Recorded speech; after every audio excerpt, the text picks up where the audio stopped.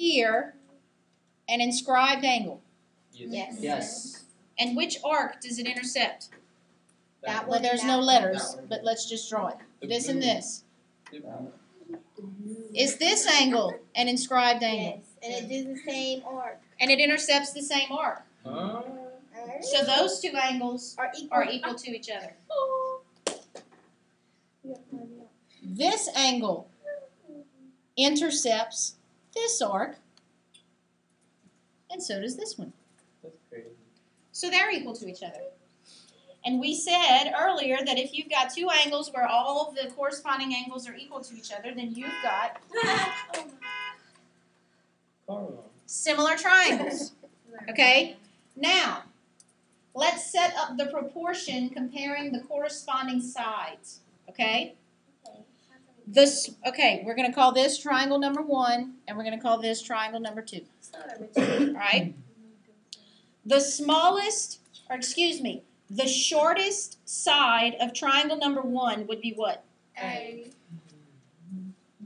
Over the shortest side of triangle number 2. D. Will equal the medium length side of triangle number 1. B. Triangle number 1. A. Triangle number 1.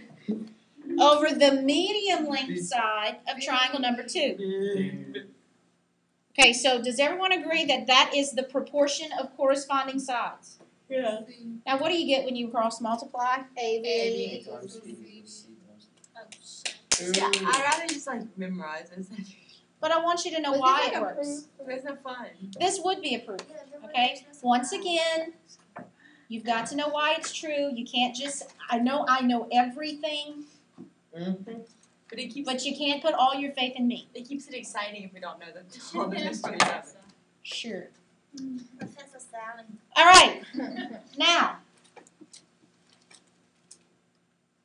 when two secant segments are drawn and they cross each other outside of the circle, again, you have similar triangles that are formed. What? Just one is contained inside the other. So again, we're going to have those proportional sides. And without going through all the proof process so that Meredith can keep things entertaining. Is that a right triangle? The right triangle. No, we don't know that for sure. Because that's a straight line. Yeah, it's a straight line, but that doesn't mean it's a right triangle. But it's connected, so. It looks like it, but we don't know it. Hey, she knows everything. Okay? And so what you're going to see when you draw this picture is I want you to, okay, we're going to call this first tangent, this first secant blue. Like old yellow, but we'll call it old blue. And Wait, let me finish writing. this second secant will be green. Okay? Hold your horses, teacher. You go so fast. Oh Lord, if we ever have this in a proof, this would take an hour just to write the theorem. Oh yeah, I You forgot didn't that. get that. Maybe that's the reason why we stopped doing as much proofs, because you can't even describe them anymore. It's so long. It's like a 12-line proof with one thing.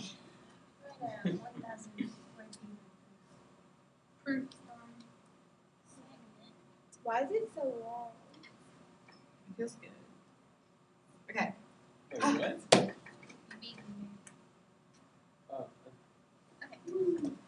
Oh.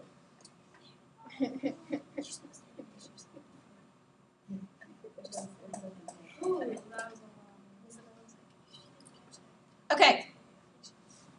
Now you see here that I have R times S equals T times U. Which secant is R and S a part of? Which secant is R? The blue one or the green one? Wait, how they what? Now R represents the length of the whole blue secant. Oh, then it's the blue. Okay, so R and S both are talking about Blue. one secant, right? Yeah. Okay, what does R represent? The The length. measurement. The entire length of the secant. What does S represent? Oh, the piece. The piece. Just the outside. Come on, Meg. Oh, Yes. gotcha. Okay. Wait, what? I found you. Okay. Now for the green segment, what does T represent for the green segment? The whole length of like U. The whole secant. It's like U plus. And U represents Just the side. just the outside.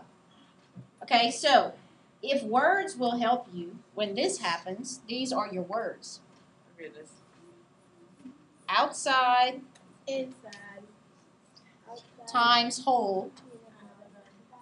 Inside the- Shh. I like it. Outside. Hole. So you take one specific secant and the outside section multiplied by the entire thing is equal to, on the other secant, the outside section multiplied by the entire thing. Got it. So no matter how complex and how complicated we get with numbers and variables, that is your relationship. Okay? So past that, it's just how good are you at algebra. Not very. I'm good. All right, now you don't have to draw all this, but here were our two similar triangles. Okay, we had, this top one was our blue one, the bottom one was green. Okay, this large triangle here is represented here. Okay, just the outside parts is represented with this triangle.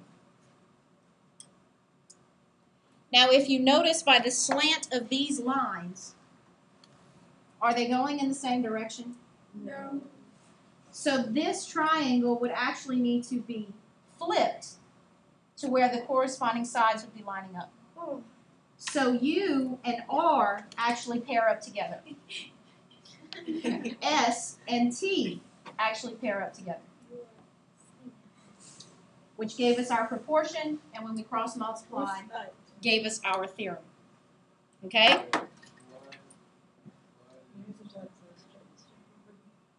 Because if you just look at the way these okay, let's see if I can flip it. I think it's not.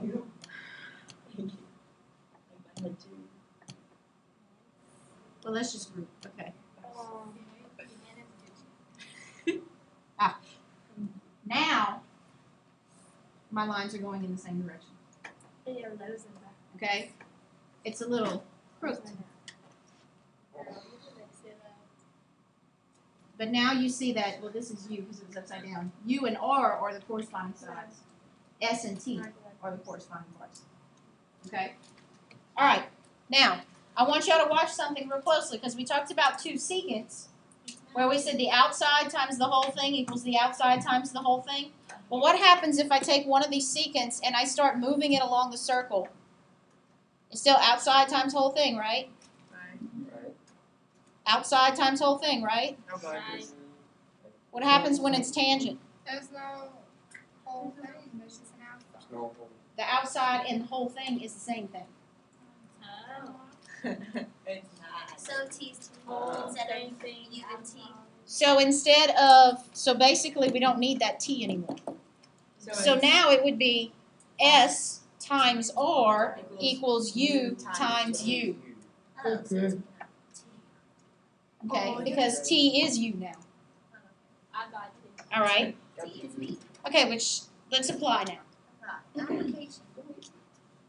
If I asked you to find the value of X, how would you set it up? 6 times 4 equals 3 Six times X. 6 over.